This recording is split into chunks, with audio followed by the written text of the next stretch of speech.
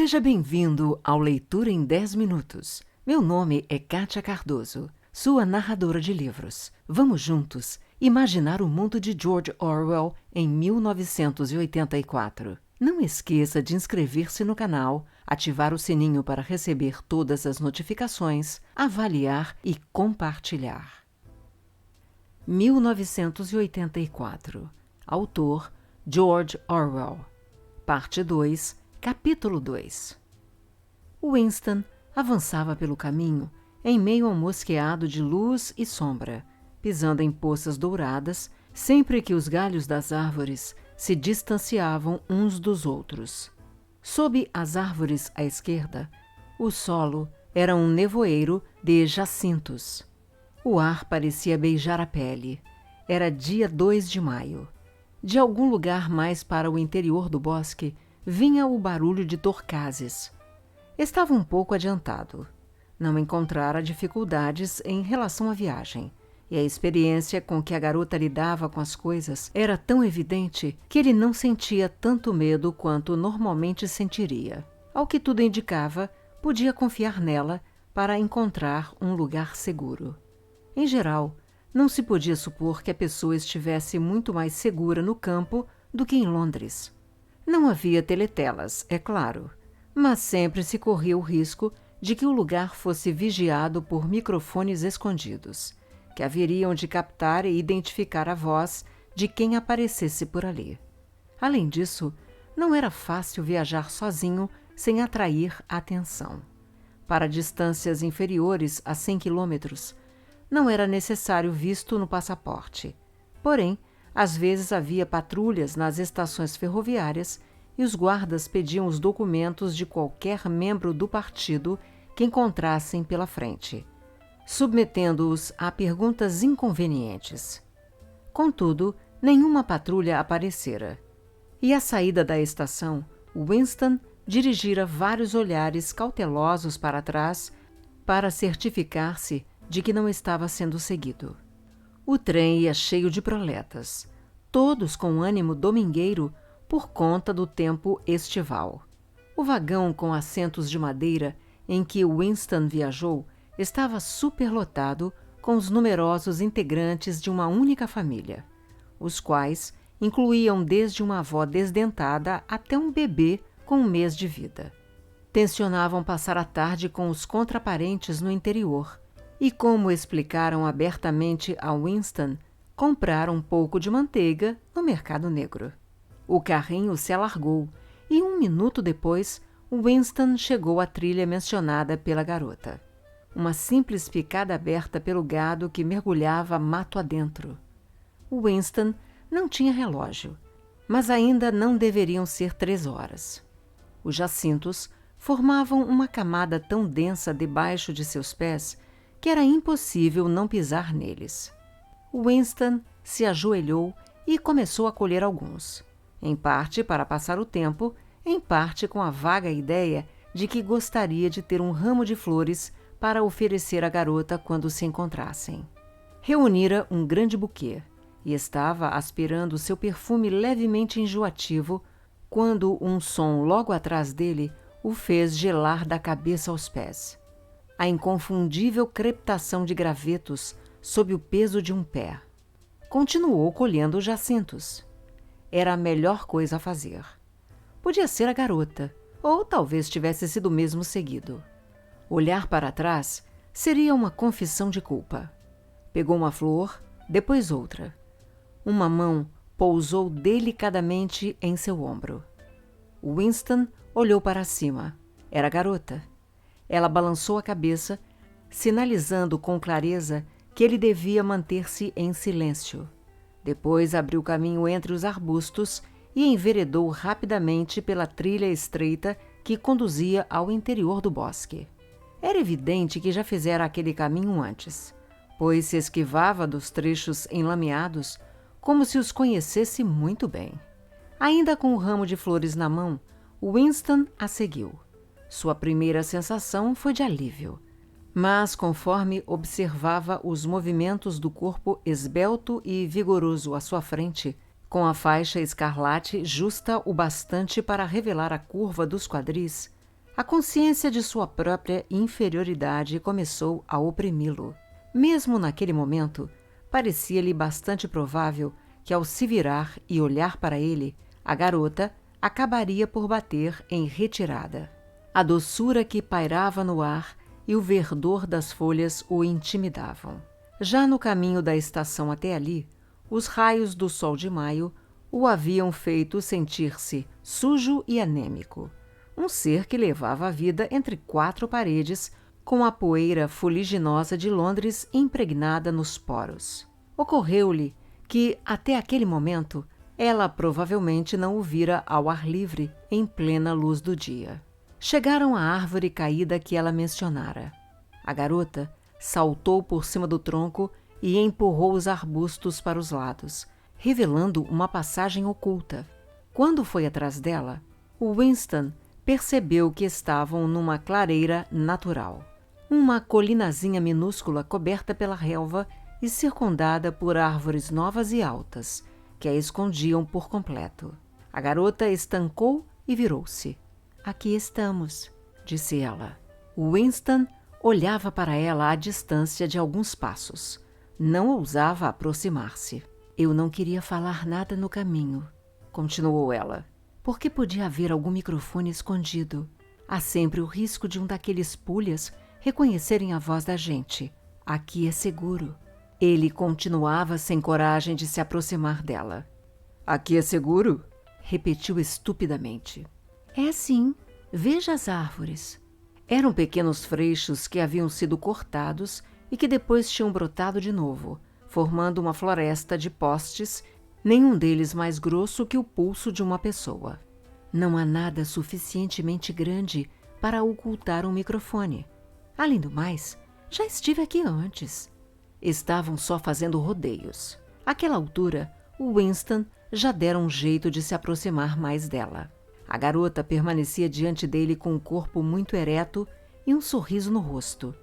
Um sorriso que parecia levemente irônico, como se perguntasse por que ele estava demorando tanto para tomar uma atitude. Os jacintos haviam se espalhado pelo chão. Pareciam ter caído por vontade própria. O Winston pegou na mão dela. "Você acredita que até agora eu não sabia a cor dos seus olhos?"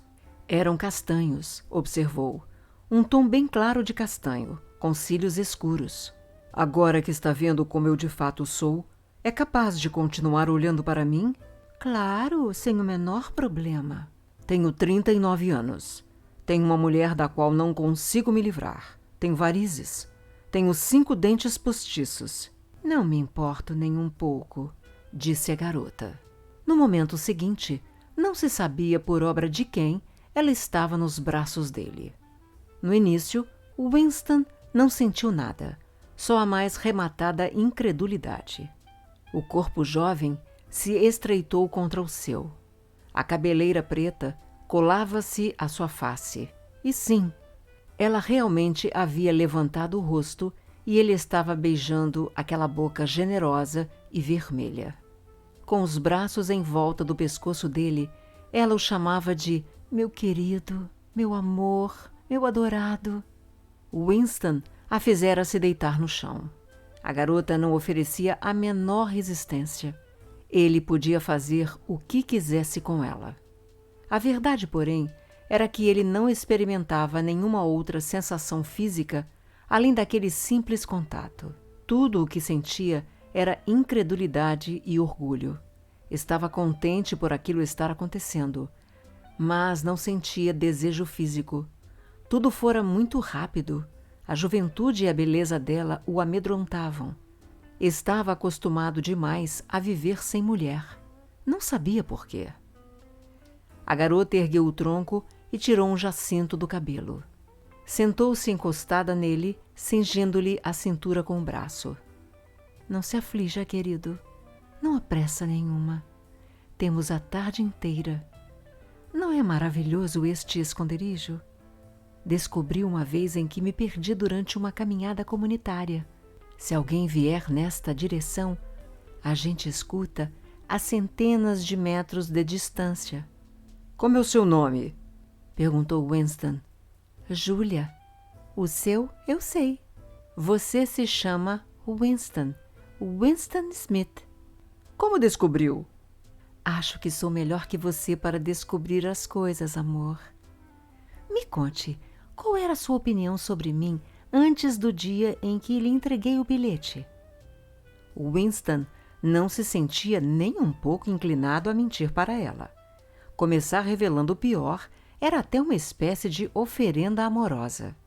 Eu sentia ódio só de olhar para você. Queria estuprá-la e depois matá-la.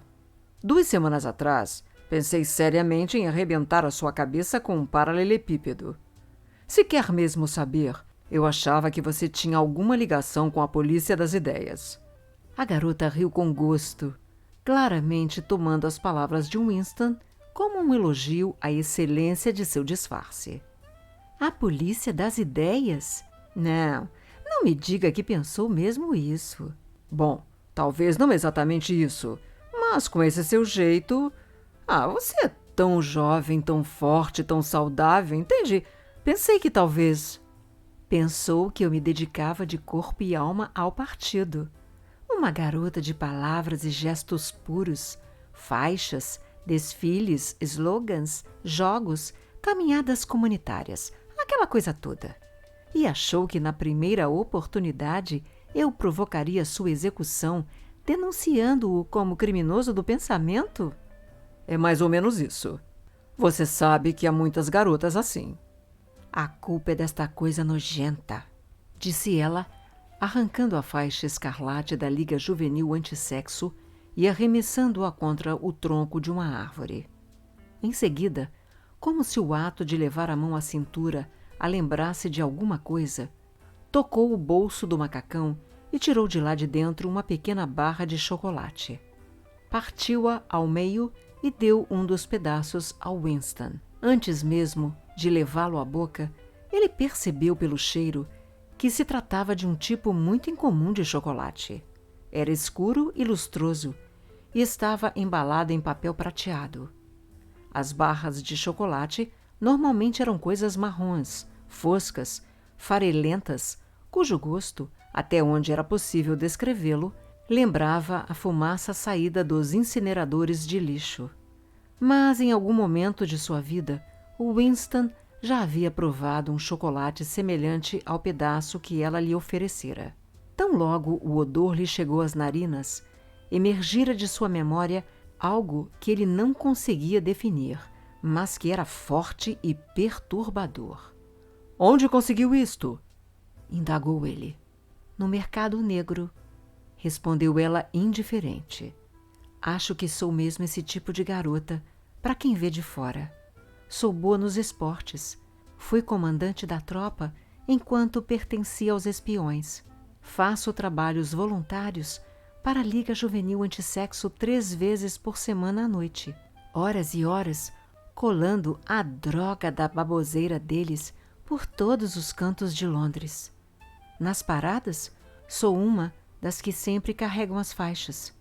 Estou sempre de cara alegre e nunca falto com o meu dever. É o que eu digo. Nunca deixe de berrar junto com a multidão. Só assim você está em segurança. O primeiro fragmento de chocolate se derretera na língua de Winston. O sabor era delicioso.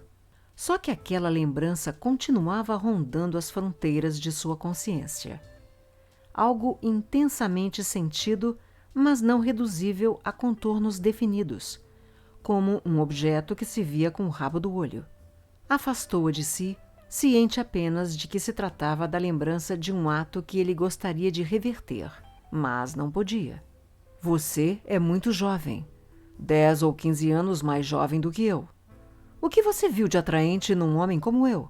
Foi alguma coisa no seu rosto. Achei que valia a pena arriscar. Sou boa em identificar pessoas que não se ajustam. Assim que o vi, soube que você estava contra eles. Eles parecia ser uma referência ao partido, e principalmente ao núcleo do partido, sobre o qual ela falava com um ódio tão franco e sarcástico que Winston se sentia inquieto, mesmo sabendo que se havia um lugar em que os dois sabiam estar seguros, esse lugar era ali. Uma coisa que o atordoava nela era o linguajar grosseiro. Supostamente, os membros do partido não praguejavam, e o próprio Winston só raras vezes o fazia, pelo menos em voz alta. Júlia, porém, parecia incapaz de falar do partido e, sobretudo, do núcleo do partido, sem usar palavras como as que costumavam ser rabiscadas a giz nas paredes manchadas de umidade dos becos. Não que aquilo o desagradasse.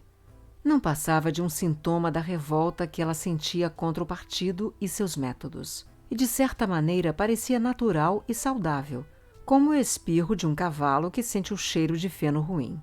Tinham saído da clareira e atravessavam novamente o trecho salpicado de luz e sombra, com os braços em torno das respectivas cinturas, sempre que o caminho se alargava o suficiente para permitir que caminhassem lado a lado. Winston notou que a cintura dela parecia muito mais delicada agora, pois a faixa fora removida. Só falavam por murmúrios. Fora da clareira, disse Júlia, convinha fazer silêncio. Finalmente chegaram ao limite do pequeno bosque. Júlia o deteve. Não apareça em campo aberto. Pode haver alguém à espreita. Enquanto ficarmos atrás das árvores, não corremos nenhum perigo. Estavam à sombra de um grupo de aveleiras. A luz do sol, filtrada pela profusão de folhas, ainda estava quente sobre seus rostos. Winston olhou para as pradarias diante deles e foi atingido por um lento e curioso choque de reconhecimento. Conhecia o lugar de vista. Uma pastagem antiga, já bastante rasa, cortada por uma trilha sinuosa e com um ou outro montículo de terra feito pelas toupeiras.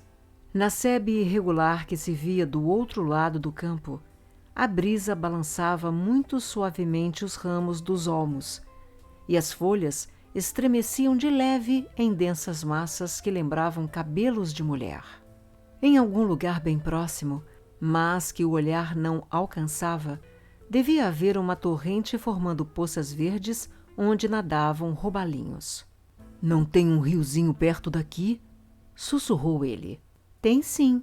Na verdade, ele fica na borda da próxima pastagem. Está cheio de peixes e dos grandões.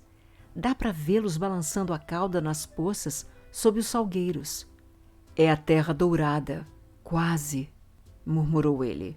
Terra dourada? Na verdade, não tem importância. É uma paisagem que me apareceu algumas vezes em sonhos. Olhe, sussurrou Júlia. Um tordo pousara num galho a menos de 5 metros de onde eles estavam, quase na altura dos olhos dos dois.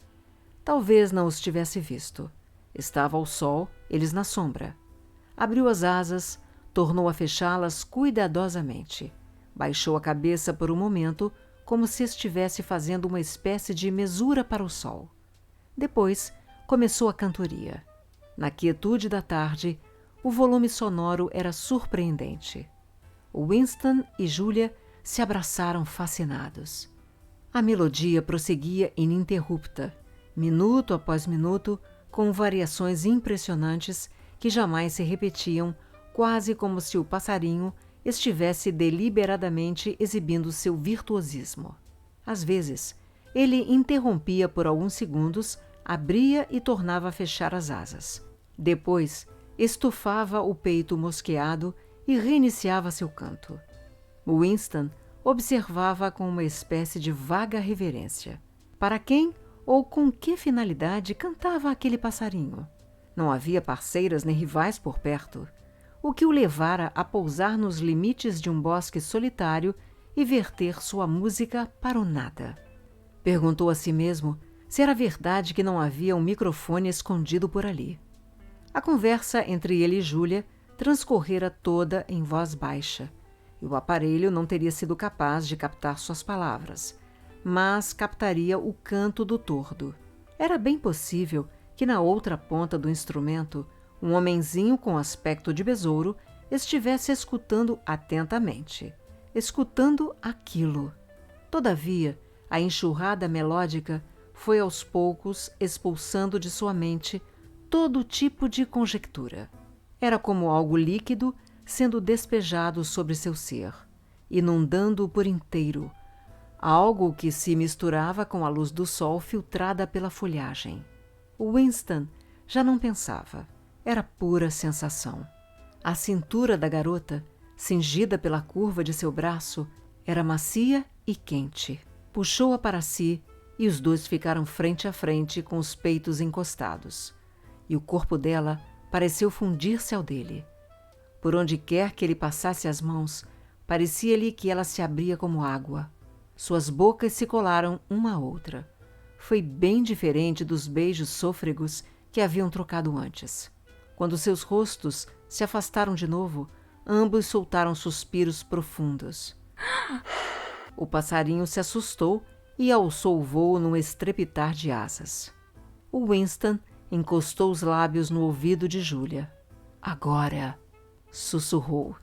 Aqui não, sussurrou ela em resposta. Vamos voltar para o esconderijo, é mais seguro. Depressa, pisando num ou noutro graveto, refizeram o caminho que levava à clareira. Assim que se viram no interior do círculo de árvores novas, Júlia se virou e o encarou. Estavam ambos ofegantes, mas o sorriso voltara aos cantos de seus lábios. Ela o fitou por alguns instantes, depois buscou o zíper do macacão. E então sim, foi quase como no sonho de Winston. Com uma destreza semelhante à que ele imaginara, Júlia arrancou as roupas e, ao atirá-las para o lado, fez isso com um gesto grandioso que parecia aniquilar toda uma cultura.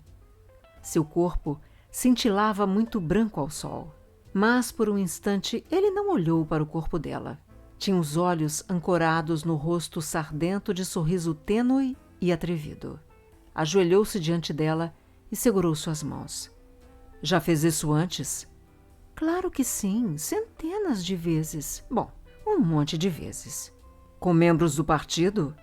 É, sempre com membros do partido. Com gente do núcleo do partido? Não. Com aqueles pulhas? Não. Mas há uma porção deles que faria isso na primeira oportunidade. Eles não são os santinhos que parecem ser. O coração de Winston deu um salto. Ela perdera a conta das vezes que fizera aquilo. Tomara tivessem sido mesmo centenas, milhares de vezes. Tudo o que sugeria corrupção deixava-o repleto de uma doida esperança. Sabe lá, talvez sob a superfície o partido estivesse podre. Talvez seu culto ao zelo e à abnegação não passasse de um biombo ocultando o mais completo desregramento. Se pudesse infectar aquele bando todo com lepra ou sífilis, com que alegria o faria. Tudo o que contribuísse para apodrecer, fragilizar, minar. Puxou Júlia para baixo, de modo que ficaram ambos ajoelhados um de frente para o outro. Ouça, quanto maior o número de homens que você teve, maior é o meu amor. Compreende isso? Perfeitamente. Detesto a pureza. Odeio a bondade.